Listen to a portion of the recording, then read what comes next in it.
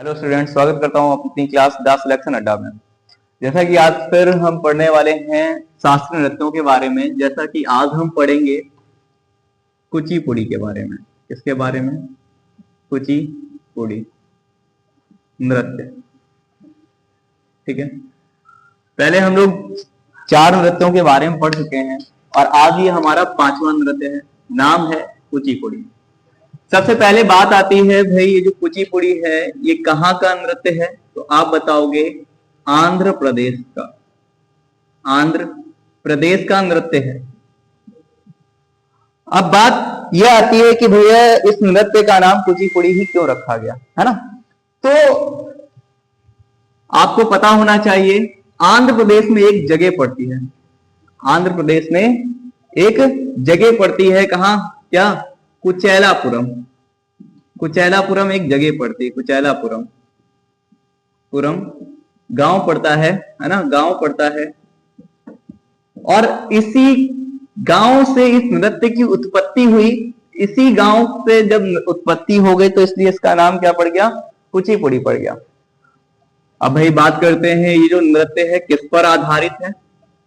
तो ये आधारित है, आधारित किस पर है?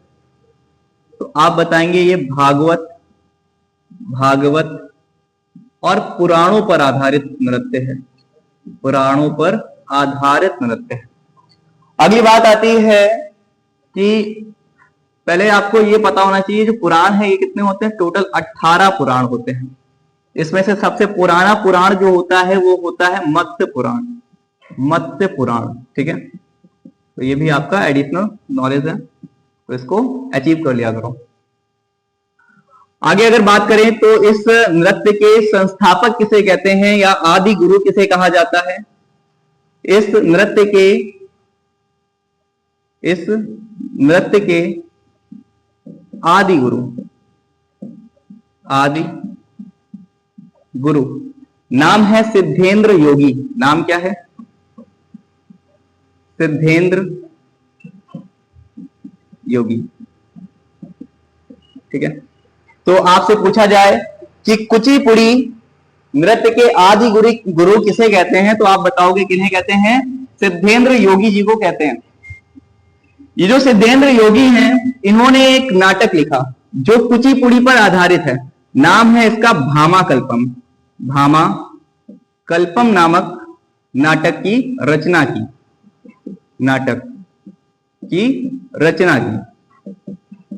रचना किस पर आधारित है? कुचिपुड़ी पर ही आधारित है। कुचिपुड़ी पर आधारित।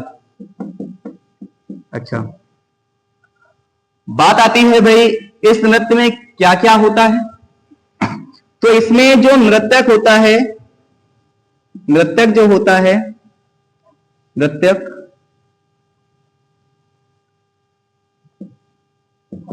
वो पीतल की तस्तरी पर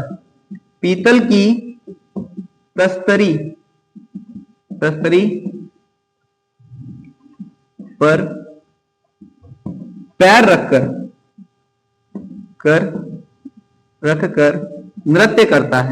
नृत्य करता है।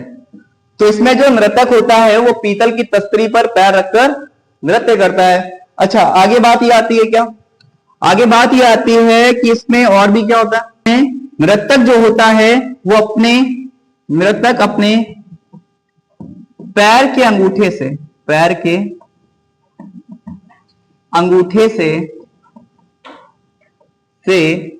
क्या बनाता है? फर्श पर या सतह पर चित्र बनाता है। किससे? चित्र बनाता है। और किससे चित्र बनाता है? पानी से। ठीक है, अपने पैर के अंगूठे का यूज करके नाचते हुए क्या बनाता है? एक फिगर ड्रॉ करता है, और वो भी कैसे? पानी से। ठीक है, पैरों को पानी में डुबोता है और फिर चित्र बना देता है। और इसे ही हम जल चित्रम भी कहते हैं। और इस प्रक्रिया को हम क्या कहते हैं? जल चित्रम कहते हैं। इसमें जो पुरुष होता है, वो क्या पहनता है? एक पोशाक पहनता है। पुरुष पोशाक को क्या कहते हैं? पुरुष पोशाक। को क्या कहते हैं? कहते हैं बगल बंदी, बगल बंदी कहते हैं। तो आपसे पूछा जाएगा जो कुचिपुड़ी नृत्य है इसमें जो पुरुष अपना पोशाक पहनता है उसे किस नाम से जानते हैं? तो आप क्या बताओगे? बगल बंदी के नाम से जानते हैं। आगे इसमें मंडूक शब्दम का यूज होता है, इसमें मंडूक शब्दम, मंडूक शब्दम का प्रयोग होता है। अब भाई ये मंडूक शब्दम क्या होता है? मंडूक शब्दम में क्या किया जाता है? मेढक की कहानी कही जाती है। क्या? मेढक की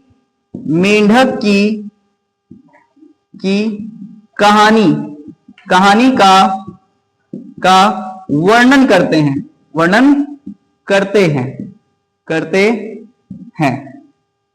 तो आपसे पूछेगा एग्जाम में कि मंडूक शब्दम का संबंध किससे है? तो आप क्या बताओगे? कुचिपुड़ी से है। ये क्या है? आगे हमारा इसमें क्या होता है? इसमें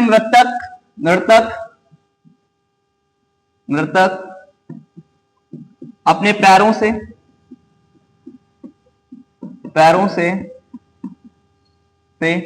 मुद्राएं करता है, ठीक है, कुछ स्टेप्स करता है, जैसे कि नाम है मंडी कोप्पू,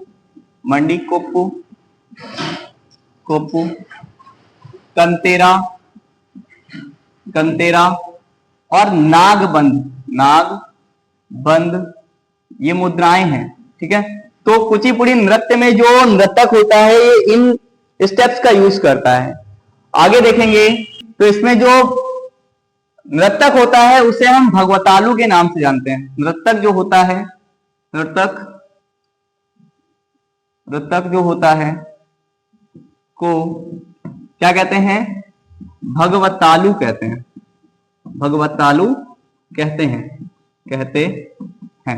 तो आपसे पूछेगा कुचिपुड़ी नृत्य में जो नर्तक होता है उसे किस नाम से जानते हैं? तो आप बताओगे भगवतालु के नाम से जानते हैं। आगे हम पढ़ेंगे कथक नृत्य के बारे में। कथक नृत्य,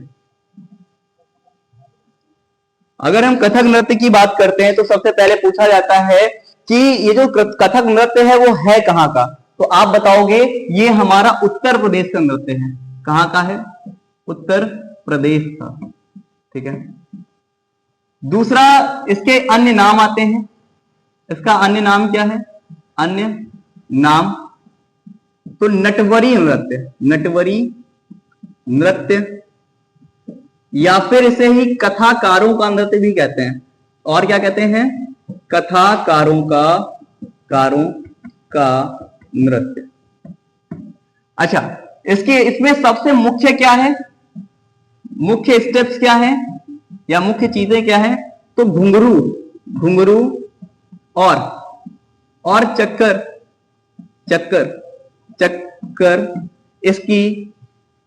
इसकी मुख्य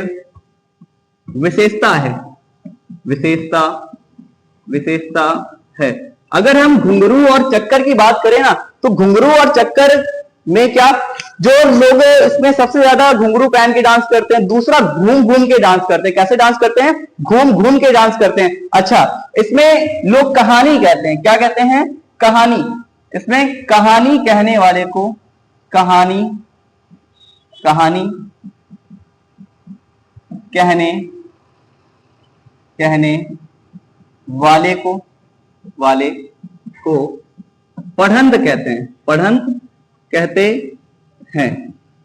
तो बहुत बार पूछा जाता है कि कथक नृत्य में कहानी कहने वाले को क्या कहा जाता है? तो आप क्या बताओगे? इसमें कहा जाता है पढ़ंत कहा जाता है। क्या कहा जाता है?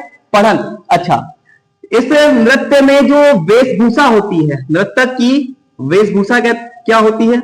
नर्तक की वेशभूषा की बात करते हैं। वेशभूषा की, तो इसमें जो नर्तक होता है वो अनारकली या चूड़ीदार कमीज का प्रयोग करता है, प्रयोग करता है।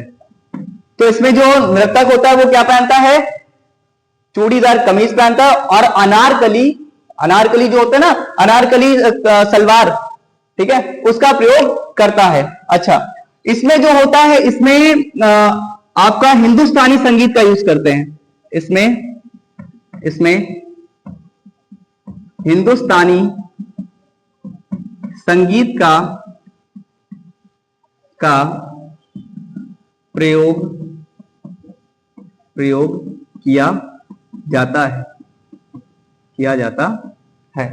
इसमें कौन सा संगीत का यूज किया जाता है, इसमें हिंदुस्तानी संगीत का प्रयोग किया जाता है, जो कि कहां पर होता है, जो उत्तर भारत का संगीत होता है। अच्छा, एक और संगीत होता है, आपको बता दें, आपका कर्नाटक संगीत, आपका कौन सा संगीत, कर्नाटक संगीत जो कि दक्षिण भारत का है, दक्षिण भारत का, और ये कहां का है, ये उत्तर भारत का है, उत्तर भारत का। तो एग्जाम, जो हमारे संगीत होते हैं वो दो तरह के होते हैं, एक उत्तर भारत का और एक दक्षिण भारत का। अगर पूछा जाए कि हिंदुस्तानी संगीत कहां का है, तो आप क्या बताओगे, उत्तर भारत का है। और अगर कर्नाटक संगीत की बात करते हैं तो कहां का है, वो है दक्षिण भारत का संगीत। आगे अगर बात करते हैं तो इसका अब स्वरूप कहां से मिलता है, मतलब ये जो नृत्य है ना, ये मुख्यतः देखा कहां गया मेनली अभी, तो ये मुगल कला में देखा गया। इसके साक्ष्य कहां से मिले, साक्ष्य मुगल कला से मिले, मुगलों के टाइम से, वर्तमान में मुगलों के टाइम के लिए से इसके साक्ष्य मिले, मुगल समय से, मुगल काल से इसके साक्ष्य मिलते हैं। और इसकी जो मतलब ये पूरी तरह से मर चुका था ये नृत्य, और इसको पुनर्जीवित किया गया। तो इसको पुनर्जीवित करने का श्रेय किसे जाता है, इसे पुनर्जीवित किया गया, पुनर्जीवित किया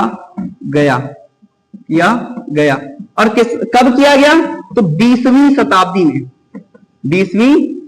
में किया गया, शताब्दी में इसे पुनर्जीवित किया गया। और नाम क्या था, लेडी लीला सोपे, ये लेडी हैं, और इन्होंने क्या किया, इसे दोबारा से पुनर्जीवित, दोबारा से पहचान दी। ठीक है, तो ये था। तो कथक नृत्य की दोबारा से बात कर लेते, देख लेते हैं कि ये कहां का है। ये उत्तर प्रदेश का है। इसका अन्य नाम क्या है, इसके अन्य नाम है नटवरी, और इसे क्या कहते हैं, कथाकारों का नृत्य कहते हैं। इसमें मेन चीजें क्या क्या हैं, इसमें जो नृतक होता है ना, वो घुंघरू पहनता है, और घुंघरू के साथ में घूमता भी, मतलब चक्कर का मतलब गोल गोल घूमना, मतलब डांस करते हुए बहुत राउंड करता है। और इसमें क्या होता है, कहानी। अब भाई डांस तो ऐसे करेगा नहीं, इसमें कहानी कही जाती है। तो कहानी कहने वाले को क्या कहते हैं, आपको बहुत इंपॉर्टेंट है, कहानी कहने वाले को क्या कहते हैं, पढ़ंत कहते हैं। अगला नाम है, अगला पॉइंट है हमारा, नर्तक की जो वेशभूषा, नर्तक क्या पहनता है, अनारकली की सलवार और चूड़ीदार या फिर चूड़ीदार कमीज का प्रयोग करता है। ठीक है, इस नृत्य में कौन से संगीत का प्रयोग किया जाता है, इस नृत्य में प्रयोग किया जाता है हिंदुस्तानी संगीत का। तो हमने बताया संगीत की दो श्रेणियां हैं, एक हिंदुस्तानी संगीत और एक आपका कर्नाटक संगीत। तो जो हमारा हिंदुस्तानी संगीत है वो उत्तर भारत का है, और जो कर्नाटक संगीत है वो दक्षिण भारत का है। आगे बात करते हैं इसके साक्ष्य, मतलब वर्तमान में जो नृत्य किया जाता है ना, तो वो मुगल परंपरा से रिलेटेड है, और मुगलों के से इसका पूरी तरह से साक्ष्य मिलता है। इसे दोबारा से, मतलब इसको पूरी तरह से समाप्त कर दिया गया, पूरी तरह से खत्म होने की कैटेगरी पे आ गया। तो एक लेडी है, लेडी लीला सोपे, ठीक है, तो इन्होंने क्या किया, इस नृत्य को दोबारा से जीवित किया, और कब किया, 20वीं शताब्दी के लिए। तो आज के लिए इतना ही। अगर वीडियो अच्छा लगा हो तो हमारे चैनल को लाइक और सब्सक्राइब जरूर करें।